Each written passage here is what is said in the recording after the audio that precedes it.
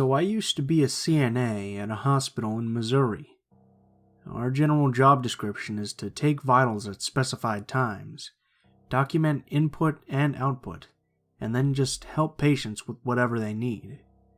But occasionally, we have to be a sitter for someone, which usually means the person is being crazy, or is on suicide watch and needs to have someone with them at all times.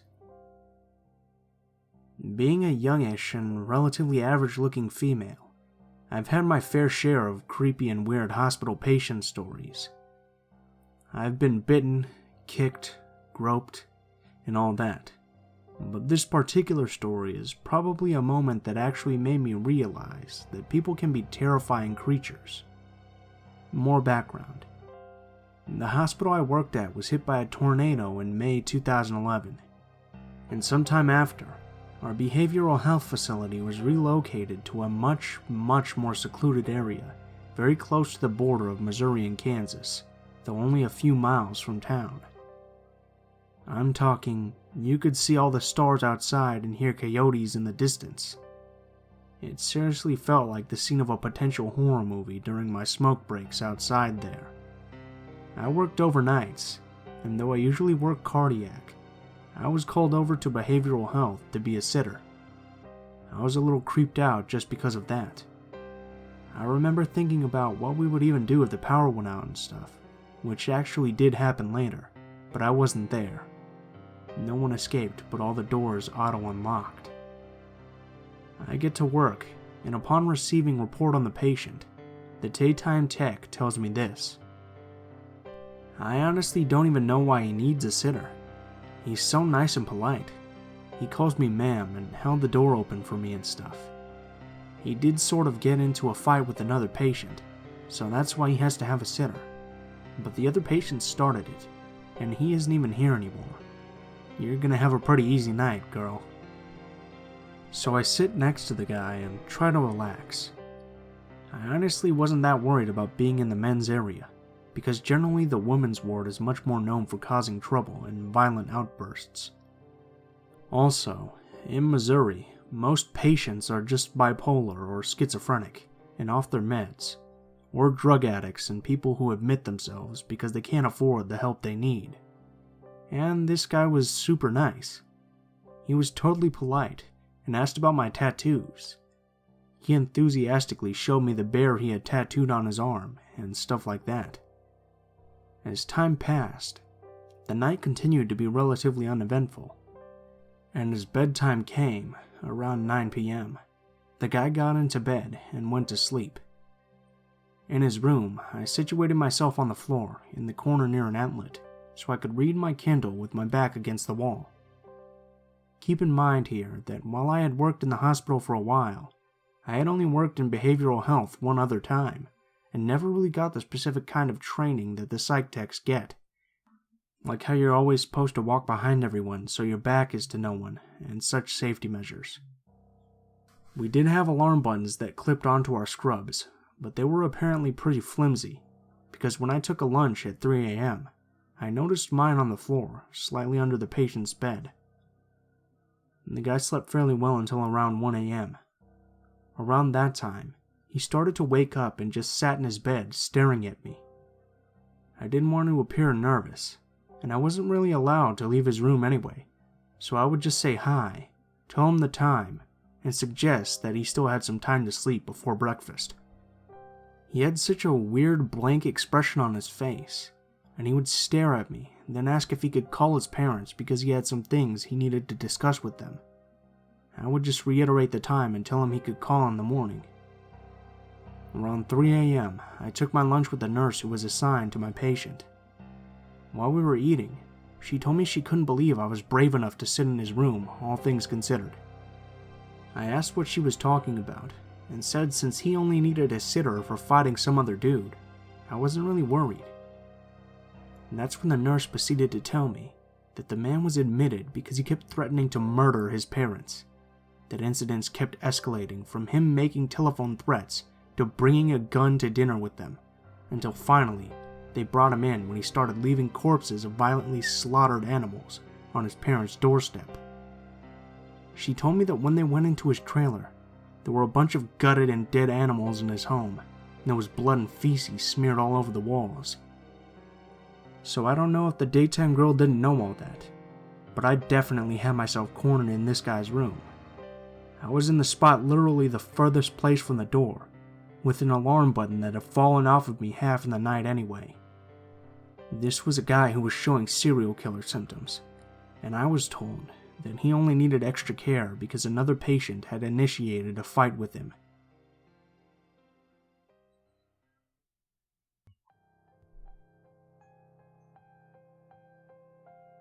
When I was 20, I was hospitalized due to immunodeficiency for multiple infections, including one that had to be surgically excised.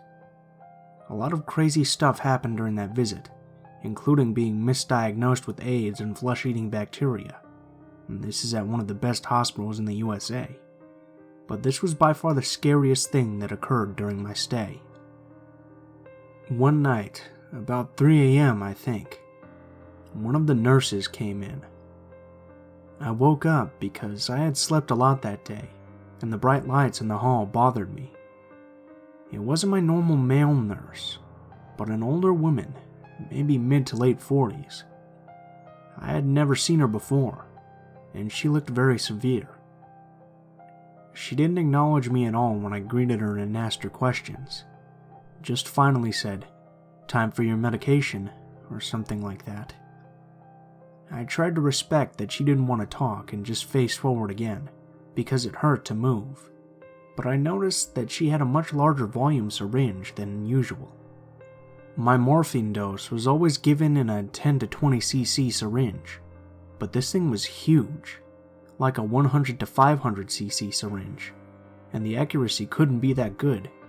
So I turned my head again and asked, trying to sound friendly and interested, what my dosage was, and if she was sure she had the right person. She ignored me, and I continued, "Because I think maybe normally my dosage is supposed to be a lot lower. Would you mind double checking?" She only said, "Go to sleep. This'll be over soon," injected the medication, and left. I was kind of out of it. I was just so used to all this stuff going on around me that I figured I was mistaken. I tried to go back to sleep, but even before the medication hit me, I felt like something was wrong. I thought about kinking the IV line, which would cause the alarm to go off, enforcing the issue, but I just told myself to calm down and try to go back to sleep. They do this for a living after all, and it was probably just the change of nurse that was bothering me. So after a time, I don't really know how much time, I start to feel more genuinely, undeniably weird. First, everything felt hot, or rather, hot on the outside, like I'm radiating heat from the surface of my skin everywhere, but cold on the inside of my skin. Around then, I started to notice that everything had turned a shade of red, and it was all pulsing with what I imagined was my heartbeat. So I'm staring at the ceiling in the dim, and everything I can see is through this red filter, pulsing slightly. I can feel goosebumps on every inch of my body. Then, I feel nothing. I lose all sensation in my skin. I can still feel pressure, but I can't feel anything else, except intricate ripples across my body, as though I'm naked and the window is open, and eventually even these fade. But they're a good example of the mental confusion that set in. For example, after a while I couldn't even tell if my eyes were open or closed, if I was actually seeing, or just thinking I was seeing. When all sensation finally left me, I felt like I was floating 5 feet off the surface of the bed. I realize, as I'm testing my ability to sense things, that I'm having a hard time moving. Moving my hand or arm takes a concentrated effort. At this point, I somehow managed to hit the call button, for which I am later grateful. But nothing feels emergent. The whole thing comes with a warm fuzziness, so I spend a lot of time just playing with trying to move my hands or arms, watching them before I realize that I'm not actually looking at them, but nonetheless, gradually losing my ability to move anything at all. Around the time I can barely move my wrists, not my arms or fingers, I start to feel concern. I realize on some deeper level in the back of my mind that the feeling I have in the pit of my stomach is clenching concern, and that this actually has the potential to be very dangerous. I want to hit the button again, or even call out, but I'm just too tired. My muscles won't move, and now I notice that the pulsing isn't as frequent as it was, though it was only upon reflection later that I fully realized the significance of that. So I kind of mentally slapped myself and set about consciously focusing on breathing in and out. It felt like the nurses never responded for what I would have guessed had been 25 to 35 minutes at least, but suddenly, as if in slow motion, it seemed like a lot of things happened at once. There had been a growing tension in me. If I could have flexed every muscle in my body, I would have been. I was fighting something very hard. And then my nurse came in. My male nurse, whom I had thought was out for the night. The moment I hear the door open coincides with a sudden release of all the heavy mass that had settled over me, like a soft, heavy blanket that wouldn't let me move. And suddenly, I sat up and projectile vomited into the bathroom, next to the nurse who was just walking in. Sorry, I know it's gross, but basically my body collected it and got rid of it. After that, I could finally move, and I could even speak after a few minutes. My nurse seemed relieved to say the least. He cleaned it up and sat next to me and talked for a while. He said that another nurse had been trying to help him and mixed up my dosage, but he didn't seem to want to give much detail. It wasn't until years later that I thought. I was in the terminal ward. I had been out of it for days, clearly in visible pain for some of it. I was the youngest person there by 40 years or so. I wonder if it was just a mistake, or if that woman was an angel of death. Either way, I refused morphine for the rest of my time there, and ever since. I wouldn't accept any of the other painkillers either.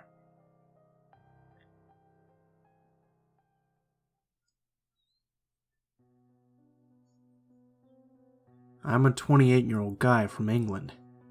Near the end of August, I was out with some friends in a bar to celebrate my birthday. It was near the end of the night, and we decided it was time to go home, having been out for 8 hours at this point. We were up on the first floor of the bar, and my friends went down the staircase to the main doors ahead of me. For reasons my advanced drunkenness has caused me to forget, I decided to try taking a shortcut off the stage next to the stairs instead. I'm guessing I just stepped off the stage thinking that it was a short drop to the ground, but it was closer to about 5 or 6 feet, and I hit the ground with my legs straight and my knees locked. Snap. I instantly knew something was seriously wrong. Cue a 999 call and a surprisingly calm ambulance ride to the hospital after being dosed up on gas and air. At the hospital, they gave me an x-ray and discovered I'd broken both of my legs. By this point, I had already sort of guessed. Your right foot pointing down instead of up is a pretty good indication, and my heart sank further when the attending doctor told me they'd have to admit me ahead of corrective surgery in the next couple of days. By now, they'd given me quite a bit of morphine, and I was still huffing gas and air like a champ, so I was fairly out of it. A porter wheeled me up to the ward and introduced me to a nurse, who explained I was going to be put into the men's ward, as they'd had to separate genders the previous day into different rooms. I would have thought they'd do this anyway, but whatever. Even out of it on pain meds, I remember thinking it was a pretty weird thing to mention. My nurse set me up in my room, right by the ward entrance. My bed was one of 5 in there, and was next to the room's shared toilet and shower room. It was around 5 a.m., and the entire place was quiet and dark. As the nurse took me through all the admittance procedures, I could vaguely make out a guy in the bed opposite. Unlike the others in the room, he was awake and sitting up in his bed to watch me being brought in. I couldn't see his face, but the patchy white hair on his head was catching the moonlight coming in from the windows, so I guessed he was an older guy. What struck me was how still he was sitting there, almost like a statue. No movement, no noise, nothing. just sitting there, focused on me the whole time. Before the nurse left, I asked him to draw the curtain around me so I was shielded from view. Eventually, I drifted off to sleep. I woke up the next day to find my parents had been contacted and were sitting by my bed. Standing next to them was the guy from the bed opposite, chatting away like they'd known each other for years. I'm not exactly known as a people person, and given that, for obvious reasons, I was a bit touchy, I'll admit that I was annoyed that my parents were letting a total stranger stand right over me while I was unconscious. Of course, they weren't to know that he'd creeped me out a little the night before. He introduced himself. Here, we'll call him Mick. He seemed friendly enough. One of those harmless old men who comes across as lonely and keen to talk to just about anyone. He was in his early 70s, quite short and round, and was on the ward because he'd fractured his collarbone in a fall. When he eventually wandered off, my parents told me he seemed to be a nice man, confirming that he just appeared pleased to have new people to talk to. During the course of that first day, my parents left, and the doctors came around to fit me up with splints before my surgery, planned for day 3. They made it clear I'd be in the hospital for at least a week, and that I wouldn't be walking for a few months at least. During all these conversations, Mick lurked nearby, listening in. When the doctors left, Mick came to my bedside. Rather than stand, he sat down in the chair next to me and asked me to repeat what the doctors had said. I wasn't in much of a mood to chat, and because I've got it into my head that he was harmless, I asked why he'd need to know since he only stood a few feet away and must have heard everything. The second those words left my lips, his entire demeanor changed. The sweet old man that had been sitting in that chair was gone, and his face went blank, like it had flattened. He fixed me with this weird stare, and one corner of his mouth lifted into a lopsided grin. My wife just died, you know. Again, I'm not a people person, and conversations about death are way outside of my wheelhouse. I stuttered a little, trying to find the appropriate words. I think I went with how sorry I was to hear that, and asked how long it had been. Given the odd grin, I guessed it had been a while. About 3 weeks. Just like that. Gone. His face never changed the whole time. It dawned on me that maybe he wasn't totally mentally present at that point. He never broke eye contact either, just looking at me and grinning. One of those looks that isn't immediately sinister, but then just goes on a little bit too long. Thankfully, the nurses came in at that point to serve dinner, and Mick retreated back to his bed. He watched the TV the rest of the day, and I put my iPod on so I had an excuse not to make any more conversation. Right then, I just thought he was a little left of normal, and it was more weirdness than I could deal with. When the lights out came around, I asked the nurses to draw the curtains around my bed for me. Although I was still quite in a bit of pain, I drifted off early. I woke up in what had to have been the early hours of the morning. One of those gradual awakenings where you know something's not quite right, but you can't work out what. The ward was almost totally dark and silent again, especially around my bed with the curtains drawn. I assumed the weird feeling was down to, being in the hospital with 2 epically shattered legs and turned my head to the left onto the pillow. Then, I nearly rolled off the opposite side in shock. Standing there, inside of the drawn curtain right next to my bed, was Mick. Just stood there, watching me. Like you do when you've had a shock, I said something stupid. "This isn't where you sleep." Nothing. Same blank stare. Same creepy half smile. Barely a ruler length from my face. I thought he might have been sleepwalking, but he didn't have the glazed look to go with it. He seemed perfectly alert, just happy to be stood there observing me. "Mick, how long have you been there?" That's when I got that special kind of chill you get when something really freaks you the fuck out. Rather than reply, he smiled really wide so I saw both rows of his teeth, then shuffled back around the curtain to his own bed. I didn't sleep the rest of that night. Because he never really left the room, and I certainly wasn't going anywhere, I didn't mention it to the nurses. I did text a few friends who were visiting the next day, and told them to watch out for him when they came through. He stayed away during their visit, and they said he seemed like a normal old man, which he did at that point. As the day went on, I decided I'd made more of it than I should have, and was just on edge because of what I had going on, being in unfamiliar surroundings and such. That day, I went in for my surgery. I came to about 6 hours later to find myself hooked up to a morphine pump. As a result, I was absolutely out of my tree high the entire evening and was in such a good opiate-fueled mood, I totally forgot about Mick. Big mistake. It got to the early hours again, and I was playing a game on my phone, oblivious. Because nurses were checking me every hour or so, they disturbed the curtains around my bed a lot as they came and went. The last nurse had left a gap about 6 inches wide where the curtains met, typically right in the part opposite Mick's bed. Mick was a very, very loud snorer, and so I was reassured by the noises coming from him that he was very much asleep. I've got to assume because of the morphine, I stopped paying attention, and suddenly realized that I couldn't hear the snoring anymore. I couldn't remember how long it had been since I last heard it. I looked at the gap between the curtains, but couldn't make anything out. I was just about to go back to my game when, from just to the left of the gap, I heard my name being said.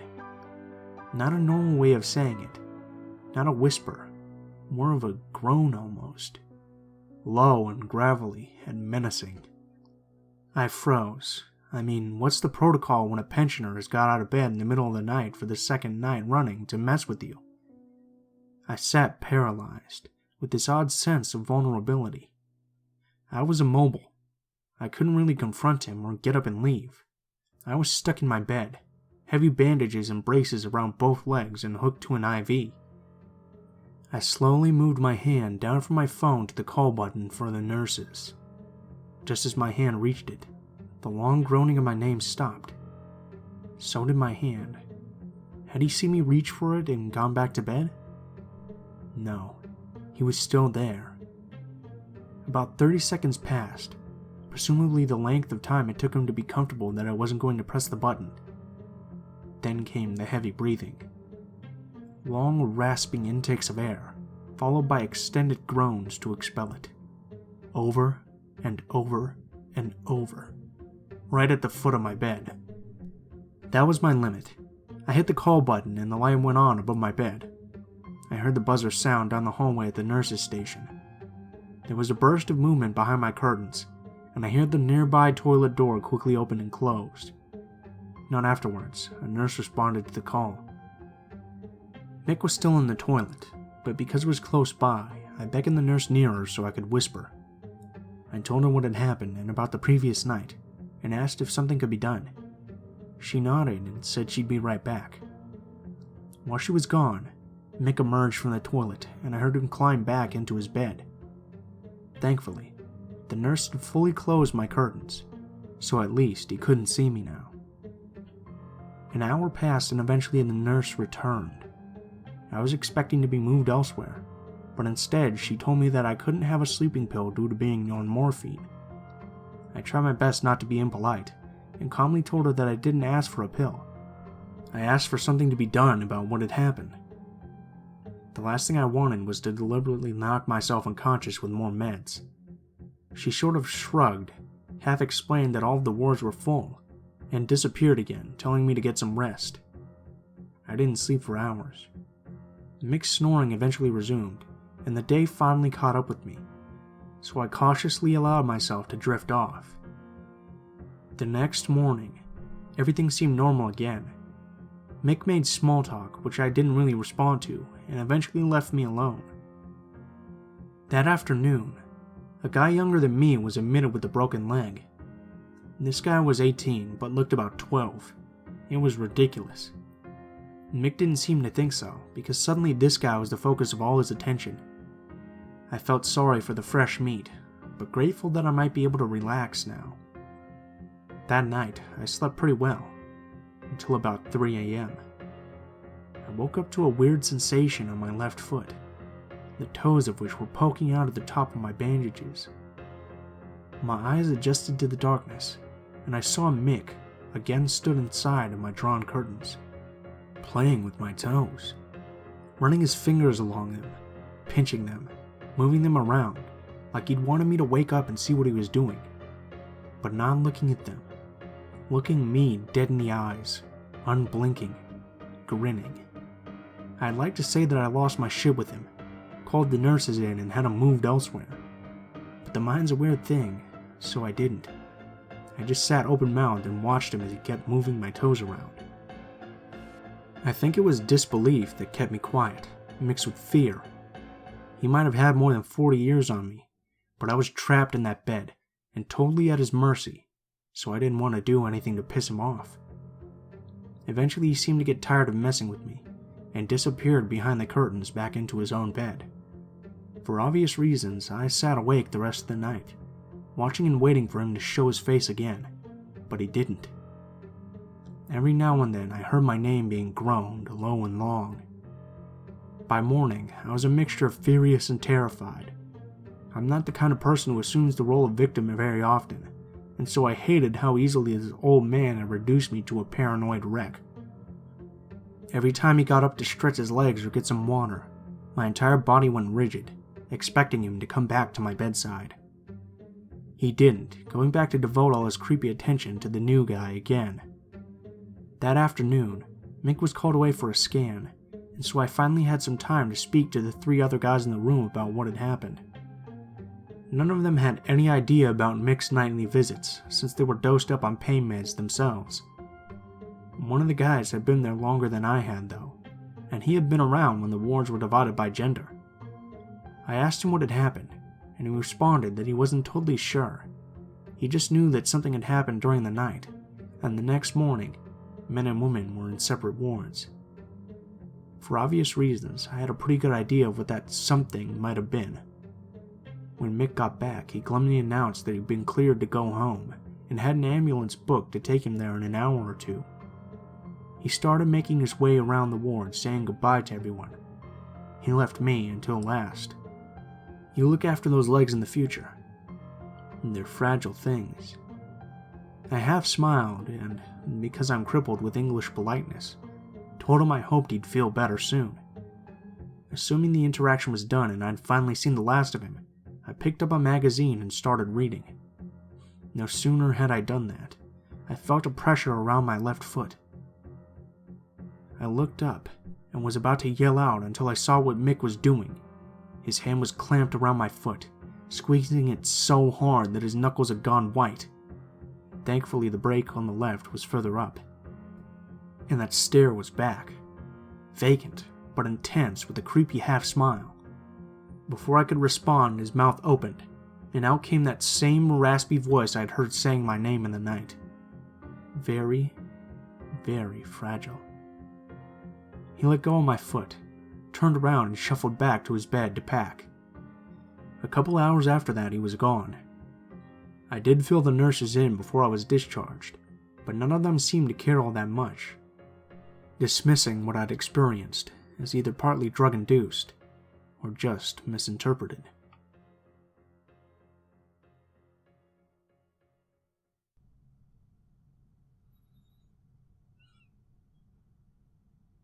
What's up, guys? Blue Spooky here, as always.